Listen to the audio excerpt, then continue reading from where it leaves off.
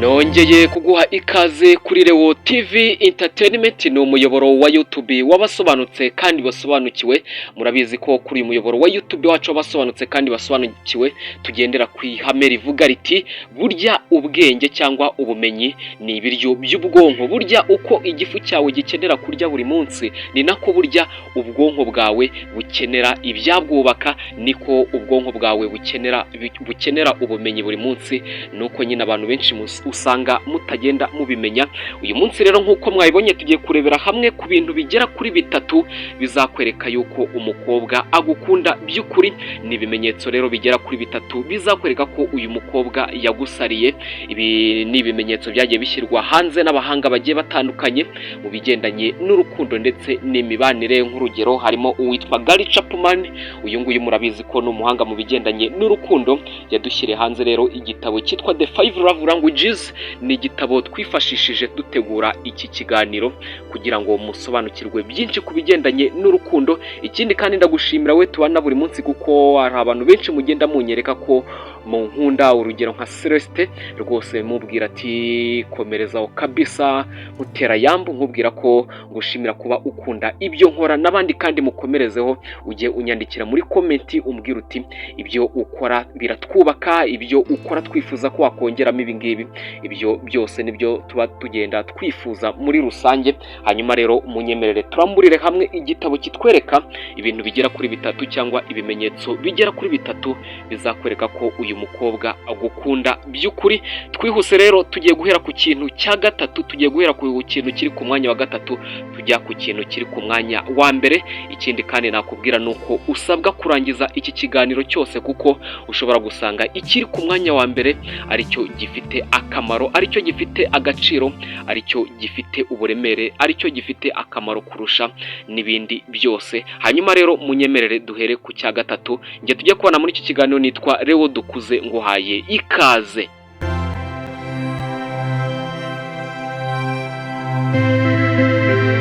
Twihuse rero ikintu cya gatatu cyangwa ikimenyetso cyaje ku mwanya wa gatatu kizakwereka ko uyu mukobwa agukunda, ikintu kizakwereka ko uyu mukobwa muganira buri munsi, uyu mukobwa mugendana buri munsi, ushaka kuzasaba urukundo, ikintu kizakwereka ko ashobora kuba yaragusariye ariko nawe utabizi.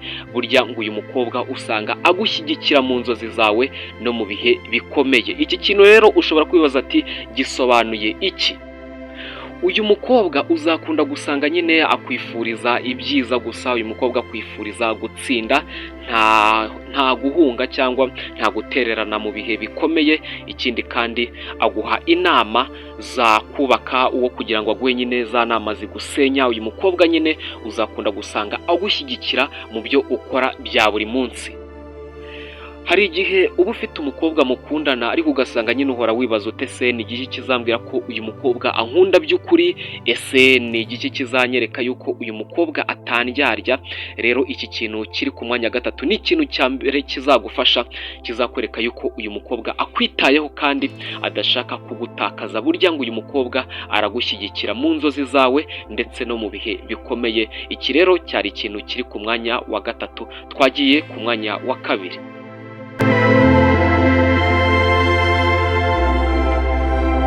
Ikintu cya kabiri rero cyakorewe ubushakashatsi kigaragaza yuko nyine uyu mukobwa akwiyumvamo, kigaragaza ko uyu mukobwa agukunda by'ukuri. Uzasanga uyu mukobwa aguha umwanya uhagije kandi akishimira kuba hafi yawe. Iki kintu ushobora kwibaza ati gisobanuye iki cyangwa kivuze iki? Uyu mukobwa ukunda gusanga nyine aguha umwanya nubwo yaba ahuze. Ugasanga nyine umukobwa nubwo yaba ahuze, nubwo yaba afite ibintu byinshi arimo, ariko ugasanga nyine ntajya kwima umwanya. Ugasanga yigomwa umwanya akakuvugisha. Urugero wenda ashobora kuba ari nk'umunyeshuri, ariko nubwo yaba afite amasomo ye runaka amukomereye bingana iki, uzasanga nyine uyu mukobwa agerageza ibishoboka byose akaguha umwanya, akaguhamagara, akakwandikira kuri WhatsApp. Bikagaragara yuko nyine uyu mukobwa akwitayeho. Ikindi kandi uyu mukobwa yishimira kumarana igihe kinini nawe. Iyo muri kumwe cyangwa iyo mwahuye usanga nyine yishimira kuba muri kumwe, ugasanga ntiyishimira nyine kuba mwatandukana. Iki rero ni ikintu cya kabiri cyangwa ni ikintu dusanga ku mwanya wa kabiri kizakwereka ko uyu mukobwa akwiyumvamo, kizakwereka ko uyu mukobwa agukunda by'ukuri. Rero iki ni ikintu cyari kiri ku mwanya wa kabiri, uzasanga uyu mukobwa aguha umwanya uhagije kandi akishimira kuba hafi yawe. Twagiye ku kintu cya mbere cy'ingenzi. Mbere y'uko rero tujya ku kintu cy'ingenzi cyane, ni ikintu nyine aba bahanga bashyize ku mwanya wa mbere kizakwereka ko uyu mukobwa agukunda, uyu mukobwa agukunda bya bindi byo gupfa. Icyo nagushishikariza no kubanza ugakora kuri subscribe niba utarakora kuri subscribe. Ikindi kandi niba wakunze kino kiganiro, kora kuri like kugira ngo nyine nanjye mbone yuko iki kiganiro muba mwakishimiye muri rusange. Ikindi kandi niba ukunda ibyo dukora, nyandikira muri komenti umbwira uti ubutaha tuzagaruke kuri iki, umbwira uti ndifuza ko ubutaha twazavuga kuri iki. Ikindi kandi wambwira icyo twazakosora muri iki kiganiro, ndetse nyine inyunganizi muri rusange, kuko ni ibintu bidufasha cyane. Twagiye ku kintu cya mbere.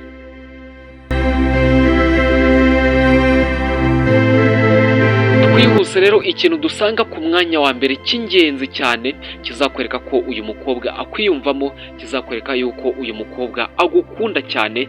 Burya ngo uyu mukobwa ahora ashaka kumenya amakuru yawe no kukwitaho muri rusange.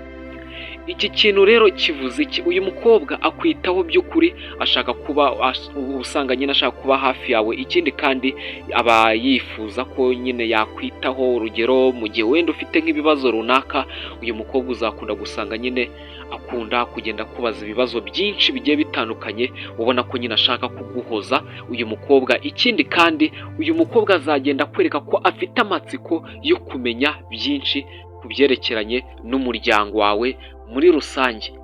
Uzasanga uyu mukobwa ashaka kumenya, ese abavandimwe bawe ni abahe, ese ababyeyi bawe, ese inshuti zawe. Ikindi kandi nanone uyu mukobwa uzasanga akunda cyangwa ashaka kukwereka umuryango we, ashaka kukwereka inshuti ze.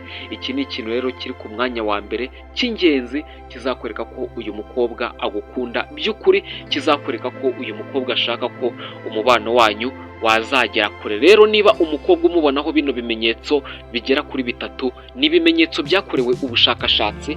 Nahoze kare mbabwira nyine umuhanga nyine witwa Gary Chapman wagiye ubivugaho. Ni igitabo twavuze cyitwa The 5 Love Languages. Ni igitabo twifashishije kugira ngo dutegure kino kiganiro. Ni igitabo nyine gikubiyemo ibintu byinshi, ariko baje kuba babishyiramo cyangwa baje kuba babikora mu buryo batwereka ibintu bigera kuri bitatu. Ni ibintu byinshi pe, ni ibintu byinshi bizakwereka ko umukobwa agukunda, ariko hano baje kuba baduha icyo wakita nka samari, babigira ibintu bigera kuri bitatu. Rero niba ukunda ibyo dukora, kora kuri subscribe. Ikindi kandi niba wakunze kino kiganiro, kora kuri like kugira ngo tujye twibanira buri munsi. Naho ubundi njyewe nitwa Leo Dukuze. Icyo nakwifuriza ni uko amafufu n'amafaranga byakomeza kugufubika. Naho ubundi ndagushimiye cyane.